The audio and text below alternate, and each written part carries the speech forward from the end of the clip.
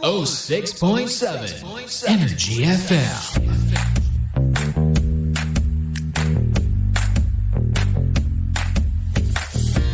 Same, pero iba! Hello, I'm so back! Oras natin, 2:31. At syempre, we are live once again. Yes, live na live po tayo ngayon sa Facebook. Kaya naman, sa mga hindi nakapag-comment kanina, this is your time to shine. Wow, time to shine. Mag-comment na kayo, dali. Mali mo, mabasa ko yung comment mo. Sa mga nakikinig dyan, sa kanilang tahanan at sa mga nakikinig din sa kanilang mga sasakyan. Hello po. Umuulan kaya sa labas? Ano kaya ang ganap sa labas ngayon? Balitaan nyo naman kami. Kasi dito kami sa loob ngayon eh. Ano mga latest chika dyan? Dali. Oo. Kasi kanina, di ba, sobrang lakas ng ulan. Hindi ko alam kung tutuloy pa ba siya ngayon or tapos na siya. 'Di ba? Ano nga ba ang lagay ng ating panahon? Kasi parang kanina pananghalian, umaambon-ambon din eh. 'Di ba? Nagalit yata yung panahon. Oo. Ay nako, but anyways, hello. Happy live viewers sa ating lahat. Hello po sa mga kakapasok lang sa ating live. Kumusta po ang lahat? Sa mga kakabalik lang din, maraming salamat at lagi kang nakatutok. Pero eto na nga yung story natin kanina. Sa story of Keith. Ayan, siya po ay isang babae pero nagkakagusto rin sa isang kapwa babae. So meaning, isa daw siyang bi na nagkagusto sa kanyang kaibigan na si Gwen. At hanggang ngayon naman, minamahal pa niya si Gwen to the point na siya yung bridesmaid sa kasal ni Gwen. Kasi naipangako na daw na pag isa sa atin kinasala, bridesmaid ka or ako nagkataon. Unang kinasal si Gwen. So pinanindigan nila na siya yung bridesmaid. Pero gano'n nga ba kasakit yun, no? Yung makikita mo yung taong minamahal mo na naglalakad sa altar, nakangiti. Tapos habang naglalakad, di ba, sasalubungin na siya ng taong pakikisamahan niya at mamahalin niya habang buhay, habang ikaw umaalalay sa kanyang kaligayahan. Kasi di ba bridesmaid, habang andun siya, ikaw yung talagang taga-ayos ng gown niya, ikaw yung tutulong, ganyan. Di ba? Ano kayang pakiramdam no? Yung ganong feeling na kitang-kita ng dalawang mata mo. Siguro may acceptance na rin sa part ni Keith. Kasi kung hirap naman siya, hindi niya tatanggapin siguro tong offer na ito, di ba? Or hindi rin siya mag-i-initiate na, sige, push ko na to. Di ba, no? Pero ang hirap ng ganong kalagayan. Unless hindi ka pa talaga ready, mas mahirap yun sa puso. Pero kapag accepted mo na yung mga bagay-bagay, mas makakayanan mo. Kasi nauna na yung acceptance eh. Diba nga kahit sa pag-move on, kapag nauna na yung acceptance mo sa sarili mo na hindi na siya babalik, mas kaya mo nang mag-move forward rather than umaasa ka pa na hindi babalikan pa rin ako nito. Diba? Tanong natin si Kapitana Sisa kung umasa na ba siya sa buong buhay niya. Bakit ka nakasilip dito? Halika, dali. At gaano nga ba kahirap yung ibibigay mo na yung taong mahal mo sa iba?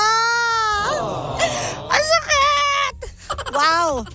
Pero parang itong si Kapitana Sisa, di naman to nasasaktan. Parang happy-happy lang to eh. Kumusta ka? Okay naman. Thank you for having me here. Wow, kasi nakasilip ka dyan. Akala ko may mumu eh. Hindi. Ang dilim-dilim pa to. Pinapakinggan ko yung storya mo. Ikaw ba, na-experience mo na yung accepted mo na hindi na siya babalik sa'yo at nagparaya ka na happy na siya, masaya ako na happy siya, yung ganun? Siguro sa tao, kanya-kanyang tema. Kasi katulad yan, may mga tao talagang ganyan habang ina-adjust ko yung upuan. Oo. Nang live. Di ba biglaan? Hindi, kasi may mga ganun na hindi kayang i-accept yung mga bagay na nangyayari sa buhay nila. Kasi kaya hindi nila makayang ma-accept is because hindi nila din kayang tanggapin sa sarili nila na bakit nawala yung tao sa kanila kasi parte din sila ng kasalanan na yun. Na may pagkukulang ka din. Bakit ka lalayuan ng tao kung alam nilang kontento sila sa'yo? Pero siguro nga case to case din yan. Yes. Diba? Ito kasi pareho silang girls. So parang pinaraya na lang isa't isa kasi parang hindi pwede, hindi boto yung family. So hinayaan na lang niya na magpakasal yung girl. Naging friends pa rin naman sila, pero siya yung bridesmaid sa kasal. Ay, hindi ko na magagawin yun, Ikaw ba, umattend ka na ba sa kasal ng ex mo? Di ba ikaw kumanta ka? Ha? Hindi ah. Hindi ba? Hoy, Mali. no. Mali. Hindi ko inaccept. Mali. Hindi. Ina-fairan akong kumanta. Pero, hindi ako nagpunta. Sorry naman pala. Nakapanood ko yung sa vlog mo eh. Diba? Hindi ako nagpunta. Oo, nasa vlog mo yun eh. Napanood ko yun. Pero ako naman, hindi ko naman gagawin yun. Kasi, sabi ko nga, diba, bawat tao, kanya-kanya yun na, kumaga parang perspective. So kung ikaw hindi ka a-attend, Hindi, kasi kahit in-invite ka. ako pag tinapos ko na kasing relasyon, pag nakikipaghiwalay ako, talagang the end, goodbye and see you no more. Walang friends No na. communications, no At at all. all? Talagang burado ka sa buhay ko. Magkasalubong man tayo sa daan, tulad na lang nung Sige. dati. Mag-iingat ka sa mga... Mag-iingat ka sa Hindi, mga tulad sasabihin. na lang nung dati. Pero yun lang siguro yung nagkaroon ng exemption kasi up to now may communication pa din. Pero hindi ka Although, umattend nung kasal. Hindi, family man naman na siya. I'm happy for him. Kumbaga ikaw pag tinapos mo, hanggang doon na lang, wala nang maiiwang friendship or ano man, civil na lang kayo. Ewan ko ba? Siguro hi, hello na lang. Alam mo ganun. yung Mari, siguro kasi ako may parang sumpa. Pag may Bakit? nakikipagrelasyon sa akin, pag nakikipaghiwalay, nag-aasawa. Ganon. Grabe naman. Siguro Nakakaloka. ganyan. Oo. Pero yun nga, kung based dun sa kwento mo this afternoon, Oo. well, mutual decision naman. Oo, mutual yun naman ang decision maganda. nila eh. Kasi di ba, yun naman talaga dapat eh. Pag tatapusin nyo yun, dapat mutual. Oo. Di ba? Maglabasan kayo ng sama ng loob. Tsaka in good terms sila Oo, eh. labasan nyo. Kasi yun, it might end up yung kagaya sa kanila na okay sila.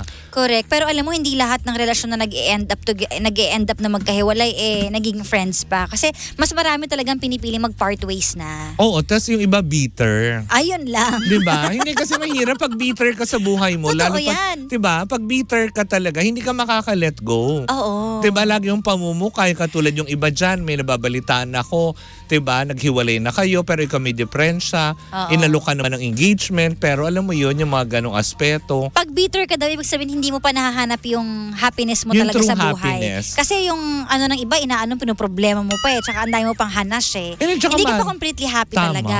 Diba? Tsaka Mari, pag ganyan daw, di ba? Yung pag bitter ka sa buhay, yung certain aspect nun is parang hindi ka pa talaga totally in love at Oo. hindi mo kayang i-commit yung sarili mo.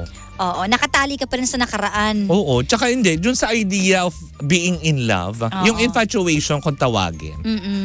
Yung kasi tayo minsan 'di ba, na andun tayo sa idea natin kapag alam mo yung relasyon, lagi may happy ending, Oo. yung hindi kayo nag-aaway, hindi kayo nagkakatampuhan, pero in real life, 'di ba, hindi kayo nag-uusap, tapos mga 1 buwan, 2 buwan, Ikaw ba in love ka ngayon? hindi, sa family. Okay. So talagang ka, Sa family. wala Yun. kang taong nai-inspire Hindi kasi ka siguro ngayon, kasi ganyan. namulat ako sa kalandian. Ay, grabe naman yung kalandi. So, ibig sabihin, puro landi-landi. Namulat ako sa maagang edad ng kalandian. Kaya siguro gumraduate ako kagad. Okay ka na dun, oo. Na parang tipong, okay lang. So ngayon, parang kung magkakaroon ka ng special someone, dapat wala nang landian. Yun talagang, yun na yun, forever. parang hindi ko rin kailangan, Hindi mo nakikita. Mari. Baka iba ang priorities mo right now. Hindi, Kaya, parang siguro ako ewan ko, correct me if I'm wrong, lalo ikaw kahit sa mga listeners natin, darating siguro sa aspeto ng buhay ninyo na makukontento ka na sa pagmamahal ng pamilya mo. Na kahit na anong, alam mo yung maglambutsingan sa'yo dyan yung 2 lalaki sa harapan mo, hindi ka na Hindi ka iingit nainggit. Parang ako iniisip ko na lang lagi, mag-iwalay din kayo. ay grabe naman yan. Bakit may ganang wish? Akala ko naman sasabihin mo. Diba, mag-iwalay din kayo, naglulukuhan lang kayo eh. Grabe. Hindi, pero yun. Tsaka yung totoo naman, pag naramdaman mo talaga na buo na yung sa sarili mo at matured ka na talaga, siguro doon na ako, Mari. Nasa matured level na tipong, talagang kailangan ko pa ba ng partner? Pero kung may dumating, okay ka, wini-welcome mo naman. Okay lang, basta may pera. Ay, grabe. mapera ka na eh. Huwag na tayong kumuha ng alam mo yung parehas tayo naghihikaw sa buhay, di ba? Yung mga tipong alam mo yun, hirap na nga ako, hirap na akong bayaran yung mga utang, kukuha pa ako ng panibagong sakit ng ulo. Oo, ayan, disclaimer lang. Choice niya po yun Dati kasi yun, ganun, kanya-kanya ganun yung tayo ng aspeto choice. ko Oo. na ipangungutang ko pa. Kasi pinagdaanan mo na. Oo, nagmahal Kaya ka ngayon, eh. gusto mo, wag na, tama na. Tama na, di ba? Oo. Minsan ka nang nagpakatangi diba, sa pag-ibig. Oo. Dapat natututo ka. So, natuto ka na din. Oo. Oo. Pero maganda yung ano nila ngayon, yung story mo ngayon. Oo, pero siya accepted na talaga niya na para sa iba yung taong mahal niya. At hindi naman siya bitter, kumbaga happy pa rin siya sa babaeng minamahal niya. Mm-mm. Na minamahal niya from afar. Oo naman. Hanggang doon na lang. Ikaw ba? Kamusta ang puso mo? Naku, huwag natin mag-usapan. Kasi overtime na. Baka magalit si Jimbo. Okay na yun. Masaya naman. One word, kamusta ang puso? Happy naman. Ah, very Oo. good. O, diba? Oy, thank you Thank you for may meeting ba kayo? Wala. Ay, wala. So, Oo, napadaan ka lang bukas talaga. pa. Napasilip ako kasi pinapakinggan ko kanina pa dun sa likod yung yung story. Oo. Sabi ko, ay ang ganda, no? Sana lahat ng tao ganun lang. Oo. Tatanggapin nila ng maluwag sa puso. Tanggapin nyo kung ano yung ano. Kasi yun nga. Kasi yan lang naman ang magkukulong sa inyo. Yung lagi na sa nakaraan na hindi mo i-let go. Correct. Diba? So, let go muna kung hindi Taray talaga mo, para green sa'yo. na green ka today. Siyempre. Ang lakas ng Maynila. maka-positive Mahal kong aura mo today. Bulaklakin. Oo, diba? Uy, maraming salamat sa'yo, Kapitana Sisa. Uy, walang anuman. Basta kailangan mo ng Taray. tulong. Thank you so much. Wala lang yung amigang si Oo, Tita kasi Tita Cora Cora. may sakit kasi. Naniningil ng pautang. Kaya nga eh.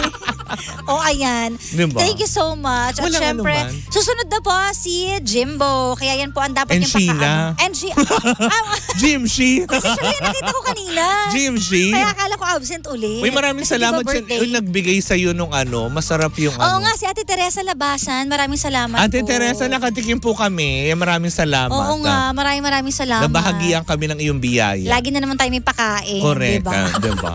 Thank you very much. Thank you so much. Ayan, maraming salamat sa pagsistay. Bukas ulit, 12 noon to 3 p.m. Ako pa rin ang makakapiling mo nag-iisang chicks ng radyo. Walang iba kundi si Kara. Dito lang sa number 106.7 Energy FM. Panggawag mo sabihing radyo. Sabihin mo.